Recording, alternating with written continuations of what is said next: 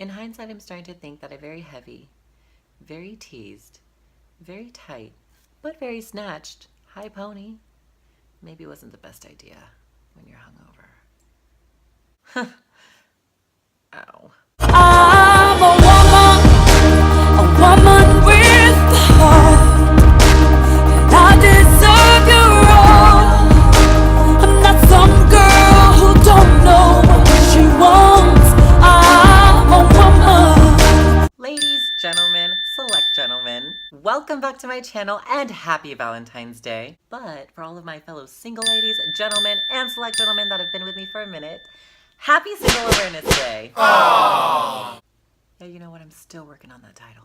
So it's Valentine's Day, or maybe the day after. I apologize, I just suck at deadlines. Nonetheless, the day is here, and some of you may be spending it with your Valentine, with your boyfriend, your girlfriend, your spouses. I, for one, ain't doing for Valentine's Day because Valentine's Day ain't never done for me. Whoa, Cassandra, better not bitter. No, I actually really love this holiday because it's all about love, and it's all about love for somebody else, love for yourself, love for the Lord Jesus. And you guys know me, it's pretty evident that I am all here for the love. And everything is like pink and red, but everything is pink. So with that being said, and today being the day of love, I'm coming at you guys with, yet again, my second installment of Love Stories. Again, not a real love story, because all my love stories, you know, were comprised of unrequited love, disappointment, broken heart, again, ow. But today I thought it was only appropriate that I share with you guys my story of the first boy I ever liked. I'm really excited to share with you guys this story only because this was kind of like a very monumental part in my transition and a huge realization point. So, am I hungover? A little bit. Have I powered through harder tasks the morning after drinking? Absolutely. So grab some Pedialyte, an Advil, get some pho with a side of spring rolls from that Vietnamese restaurant down the street, and let's get to it. Our story today takes place in 1998. I was like 7, 8 years old. If you guys don't know, my parents are divorced and my mom lives here in California. And for as long as I can remember, my dad has always lived in Florida. He's the only one that lives out there. He has his friends, family, and relatives out here. And we lived with him for a good chunk of like my toddlerhood in Florida. Actually, fun fact, where we lived in Florida was the same place that Ariana Grande was born and grew up, apparently. I mean, not that like she has like an influence on my life, like what? But yeah, we were from Boca Raton, Florida, so Ariana Grande, holla at me. But in 1997, everyone just kind of agreed that it was best to raise us around more family, around more friends, around close relatives, and things like that. So we packed up our stuff, me, my brother, and my sister, and we moved all the way to California for what I would know now to be the rest of my life. And now I can't even imagine living anywhere else but California. But that's all really besides the point, to be completely honest, and I'm sidetracking at this point. But we moved to California. There was a boy whose family was very close to mine, and so we were always at the same parties and always at the same get-togethers. But trust me, it wasn't love at first sight. We were at that age where he and my brother would always just be like, oh, let's run away from her. And I'd be like, oh, you're just setting the theme for the rest of my life. And I was like not about that. Like I said, I had pretty tough skin at 8 years old. So if you were like, let's run away from her, I'd be like, whatever. I don't really need you anyway. You only running because you like me. But underneath my 8-year-old bad bitch persona, I actually thought he was a pretty cool kid. I think that there was like this air about him and this like cool guy persona that he had that I think attracted a lot of people to him. If you guys have ever seen Jack with Robin Williams, do you remember that kid in that movie? He was like the cool guy with the slicked back hair. Like he reminded me of him. Coolest kid in 3rd grade, I'd bet. But I was not about to let him know that that's what I thought about him because 1, I was trying to save face, and 2, I was trying to make it look like it didn't get to me every time him and my brother would gang up on me. And for the record, I don't think that he was being mean because I was like different. I literally attribute all of that to us just being kids. And again, probably because he totally liked me. Yeah, no, he didn't. But because I thought he was so cool and I was trying to keep my cool, I literally could not get it right around this boy. Every time he was around, I would try to hide the fact that I was like super nervous, but I was so nervous to the point where I would say like stupid stuff. And I'd blame the weather for my shaky knees and say that it was like cold when really it was like 80 degrees outside. And one time as I was talking, I think I accidentally like spit in his food. And I kept going home like, why can't I get it together? Ow. But one day at a party, by the ways, if you guys haven't been to a Filipino party, these are the most lit parties that ever existed. The food, the people, the karaoke, don't play. My Heart Will Go On was literally my go-to song every single party, and I think I got up to like a 99 one time, and I was like, take that, adults. We ain't ready for this. But at this party, all the kids were hanging out, and my brother and a few of our cousins got up to go get food, leaving just me and this boy in the living room. So I was like, you know what? I'm gonna get up and I'm gonna go get some food too, because I'm pretty sure he doesn't want to hang around little old me. As I get up and go to follow my brother, I hear him go, hey, wait, where are you going? One could imagine my shock. I turned around like, sorry? And he said, come hang out with me. And at this point, I had to look every which way like,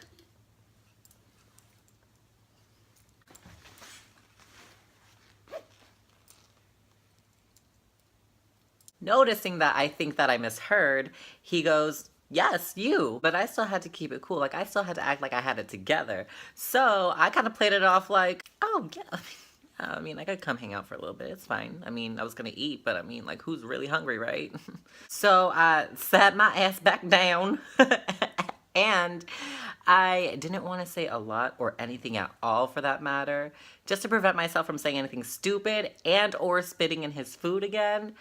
But we sat, we talked, and we made jokes, and we actually made each other laugh. And just like that, boys and girls, we moved out of the run away from each other phase and into the I can actually bear to be around you and hold a conversation with you stage.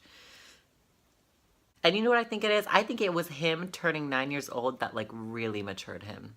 After our breakthrough moment, I remember always hoping I'd see him like at church on Sundays or at parties. And for the most part, he would show up late, but he would show up and I would find myself getting so excited. I literally had butterflies in the pit of my stomach and I had to like catch myself like, whoa, homie. Feelings are not Pokemon. You can't be out here trying to catch them all. Like I had to catch myself before catching feelings. Catch me outside, how about that?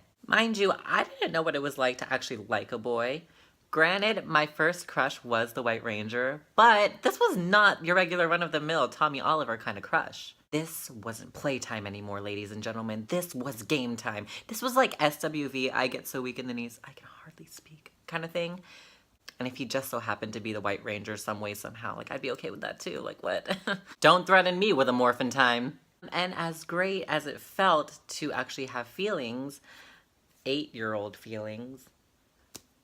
This is where things got a little bit complicated because I was externally a boy living in a world where everything I liked and everything that my heart genuinely wanted wasn't allowed, and he was no exception. I was starting to like this boy and I was genuinely afraid, and I was afraid because I was getting these feelings that would materialize into absolutely nothing because there was no way that I could tell him how I felt. And even if I could, one, I don't think that he would be able to understand. Two, I don't think that there would be any slight chance of him even feeling remotely the same.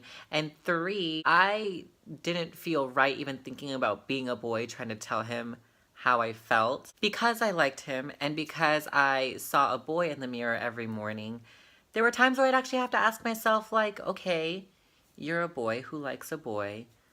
Maybe they're right. What if you are gay? Something about that didn't stick. Something about that didn't feel right. Even if I tried to go that route, I felt like I was copping myself out and taking the easy way out. And I legitimately felt like I was selling myself short because at the same token, there was so much more to it. And it ran deeper than just having a crush on someone. And I wanted more than that. Yes, I like this boy, but who cares? No big deal. I want more.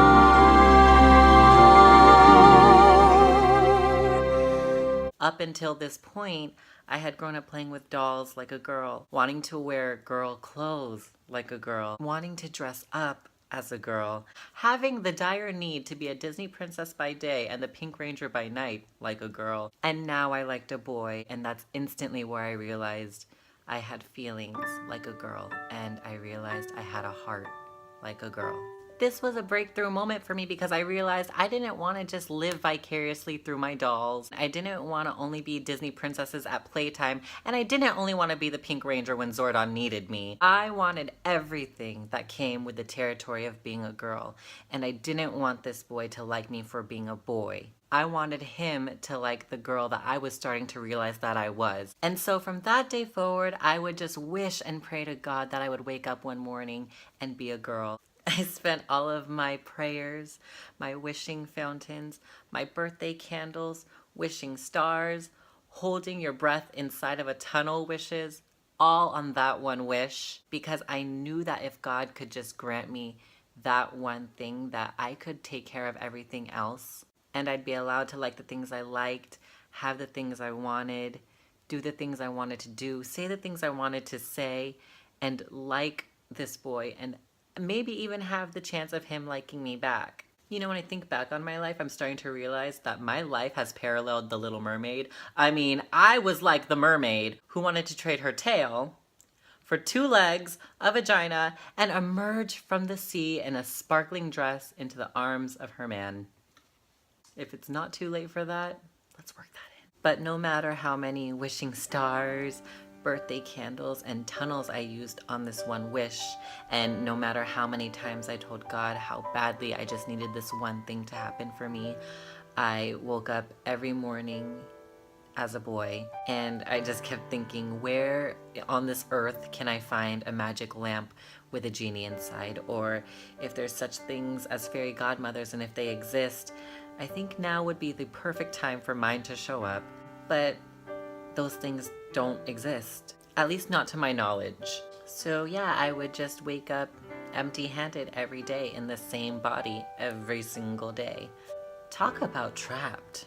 And so I had no other option than to just take these feelings I had for this boy and hide them away in the same place that I hid everything else. I just knew I would never be able to tell him, because how could I get him to see me for who I am instead of what I am? My life also paralleled Beauty and the Beast, because who could ever learn to love the Beast that had the beauty on the inside? She was Beauty and the Beast. That's what she was. It was the realization that even if it wasn't this specific boy, it would be another, and the story would be the same. I'd fall and feel just as any girl would continuously for the rest of my life, and it would all play out exactly as it did in this moment. But I wasn't gonna take this as a loss. Although this was like the first real heartbreak that I'd ever have to endure at such a young age, and even though I'd have to like this boy from afar, I had realized that in turn I had found something so much greater, and what I found was myself. What I found was me, duh. Before liking this boy, I thought that I just liked girl things, but because I met him and because I liked him, my whole life as a girl came full circle. And this time in my life was when I truly believed that I was born. And from that point, I started to dream like her. I started to see the world through her eyes, and I began to shape and mold the type of girl that I thought I would be if I were her. And I started to imagine what my life would be if I were Carla. Up until this very exact moment with you guys here today, Carla was somebody that I would only dream of being, and someone that I could only hope to be in the future. Who she was in my mind and in my heart was someone that I grew to love. So maybe this is a love story after all, because I was able to find who I am, love her, cherish her, become her, and know how to love her once I became her. Moral of the story, kids, love doesn't always work out the way that we think it's going to, and it doesn't always go in our favor. Guaranteed, 98% of the time, what we go into love for at the start isn't always what we achieve in the end. Not everybody gets their fairy tale happy ending or gets it right the first time around, and there's a reason why we have to go through these things, and there's a reason why we have to love.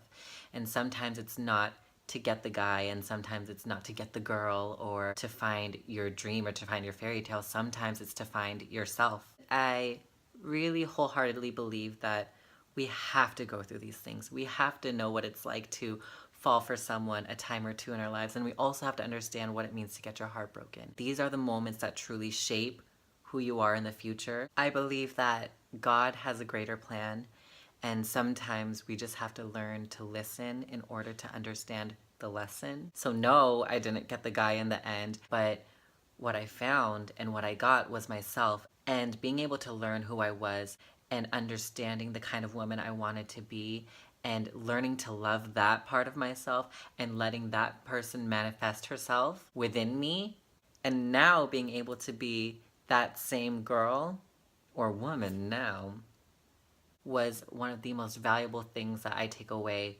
from this experience and through liking this boy. And for those of you wondering, did I ever tell him how I felt even after my transition? No, I didn't. I just kind of always kept it inside, and I think I'm just gonna keep it that way. So yes, today is Valentine's Day, but whether you're single, married, or in a relationship, today is just about love. Whatever you guys do today, have fun, have a safe Valentine's Day, enjoy it. Thank you guys so much for watching this video. If you like it, don't forget to put a thumbs up on it. Hit that red button or white, whatever it is, that says subscribe. Turn on your notifications if you guys care to know when I upload videos. Yeah, happy Valentine's Day. I'll see you guys in my next video, but until then, don't forget to work hard and love harder. Bye. Oh my god, I need to vomit. All right, let's do this. Can I do this? Probably not. I'm literally still trying to get it together. Like, my head is like gonna explode. I feel like I need to eat. I legit just vomited nothing 3 times and had to redo my makeup just by trying to talk about Valentine's Day. That's how much this holiday got me up. If I did not drink last night, I would have thought that was some morning sickness type of stuff. But do you know how many holes that theory comes with? A lot more than I have, that's for sure. Am I right?